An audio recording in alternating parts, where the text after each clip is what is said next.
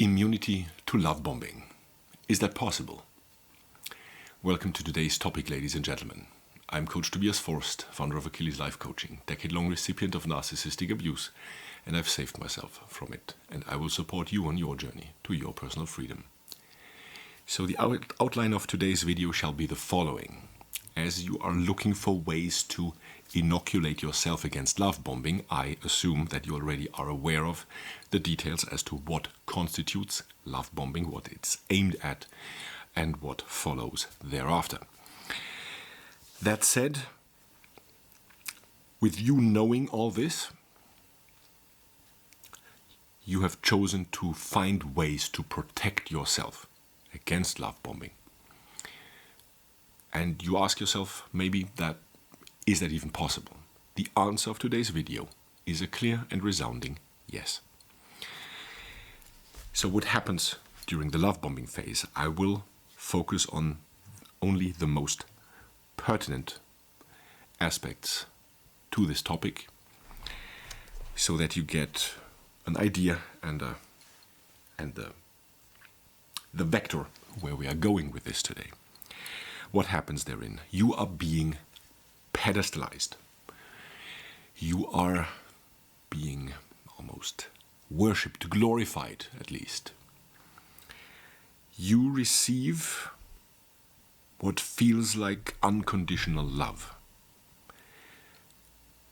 You're being seen as more beautiful, more handsome, more intelligent, cleverer, more successful, more spiritual, better, and the list goes on, as you are in reality. So it's all increases of what you actually are. The plus here, the extra there. You're just being made to believe that you are larger than life. And not to forget, there is the soul connection. There is the special relationship and connection with this person that he or she presents to you in awe of the power of the universe, bringing you two together, having you realize that this must be something very special after 6 weeks of dating or after 2 hours of dating. There are things like soul connections. You will discover them over time. You will not discover them during 2 hours or 2 months of dating. So don't let yourself be fooled by early statements regardless of the glimmer in their eyes, when they almost seem to not believe the fortune that is bestowed upon the two of you, that your paths have been made to cross at this very point in space and time. So the problem that arises for you is manifold. I will go through 5 different aspects pertaining to love bombing. Problems arising for you is, number 1, you believe it. You believe the reasons for being pedestalized. You believe the increases in your qualities, beauty, handsomeness, intelligence, success, and so on and so forth. Problem number 2, you enjoy it. You like it. Why? It's being repeated so often that, like with social narcissistic abuse, political narcissistic abuse, spiritual narcissistic abuse, or in that case, individual narcissistic abuse, with that many repetitions, it's gotta be true now, doesn't it? Problem number 3. This is a maybe for some of you, so try to look inward if that might apply or not to your particular situation. It might be the confirmation, finally, for you, that you actually have increased self-worth. Because maybe, just maybe, you come from a place of lack of self-worth. Because mother maybe wasn't that motherly, father wasn't that fatherly, or parents weren't very parentally, if that's a word. You catch my drift. Problem number 4, it's a manipulative incentive to you to discover and expand on your own dormant grandiosity. Remember problem number 1, you start to believe it. You start to believe it. Problem number 5, you allow yourself to become corrupted by love bombing, and you're being lured into participating in the shared fantasy with a narcissist. So what's the solution? The solution is being summed up by 2 words in ancient Greek inscribed on the temple of Apollo in the Greek city of Delphi. And those words are gnoti seauton, know thyself. When I read this many years ago with a school trip to Delphi, and we received the translation, kenne dich selbst, know thyself. Most of us thought, yeah, of course I know myself. None of us actually got the meaning behind it, the true meaning, what it entails, how much work it actually is to know oneself. So let's have a look at the god Apollo of the ancient Greeks, who this was dedicated to. He's the god of light, the god of spring, the god of moral purity, the god of moderation, the god of the healing arts. Let's delve into this. Light. What does light do? It illuminates. It brings clarity. It brings information into a space of unknowing, of lack of information. To shed light on something, to bring clarity into something. The god of spring, spring following following winter. Winter with all its, with everything you have to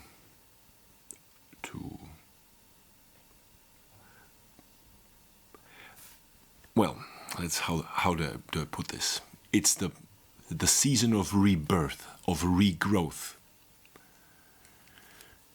When you come through a phase that was very harsh and very demanding, let's put it that way, spring always follows. Let that sink in. Spring always follows upon winter. Regardless of how drastic and harsh it was, spring always follows. Regrowth, rebirth, restart. The god of moral purity. Nothing about any interactions with narcissists is morally pure. This is an absolutism, never, always, none. So be careful with that, but in that case we can state this for the following reason. Every action or non-action of a narcissist is being viewed from their own lens of control. Is this person and or this situation under control, yes or no? And that decision tree of subsequent actions or non-actions follows accordingly through the lens of control. This has nothing to do with moral standards. So even if you have the most pleasant, most helpful interaction with a narcissist, there is always an agenda behind it. An agenda that has in no way your interests, your feelings, your plans, your dreams, your fears, your love, whatever, in mind or in consideration in any way. So, interactions with narcissists are in no way morally pure. The god of moderation, moderating oneself, remaining grounded, remaining grounded in reality. This is basically Apollo's recommendation for anti-grandiosity within us. To remain centered, grateful, and last but not least, the god of the healing arts. Healing starts within yourself, toward yourself. And you are in the process of rediscovering your own personal healing arts, for which you need nobody apart from yourself. Remember that. So basically, all these aspects that the ancient Greek god of Apollo, the Greek god Apollo, stands for, he's basically one of those anti-narcissism gods. What does all of that have to do with you love bombing and trying to protect yourself against the effects and the machinations behind love bombing? Gnoti seauton, know thyself. Knowing thyself means and entails that you see through the lies, however fantastical and positive and grand they might sound, that you see through the lies about your own person, about your own handsomeness, your own beauty, your own success, your own willpower, your own spirituality, your own values, attitudes, goals, whatever. See through the lies that you are being made larger than life, larger than reality, which is in many ways simply not the truth. And realize behind that, knowing thyself as you do, what it's aimed at. And it is aimed at trying to hook you on the drug of love bombing, so that once it's being taken away during devaluation and discard, there is the attempt to make you a servant. This is what it means to know thyself, to see through the positive as well as the negative that's being brought to your attention, and hopefully, according to them at least, trying to make an inception of how you should perceive yourself as they see you as more than you are. Last but not least, when it comes to the solution for you, ladies and gentlemen, inoculating yourselves against love bombing.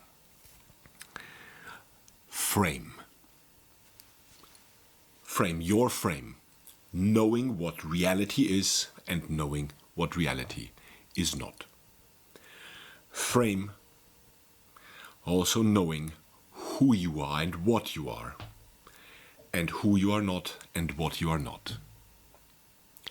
And love bombing stays outside of this frame. You know how much of it is true, and you can remove the 20% here and the 50% there, that you're being made more than you are, and you know that it's simply a highly manipulative tactic employed against you. If you want my help to find and build and harden your own personal individual frame, you can find my contact details below. I offer one-on-one coachings. Regardless, if you find this content helpful, please leave a like and a comment and share this video with someone else who you think might benefit from viewing it. That said, know thyself and be your own hero, be your own heroine. Thanks for watching. I'll see you next time.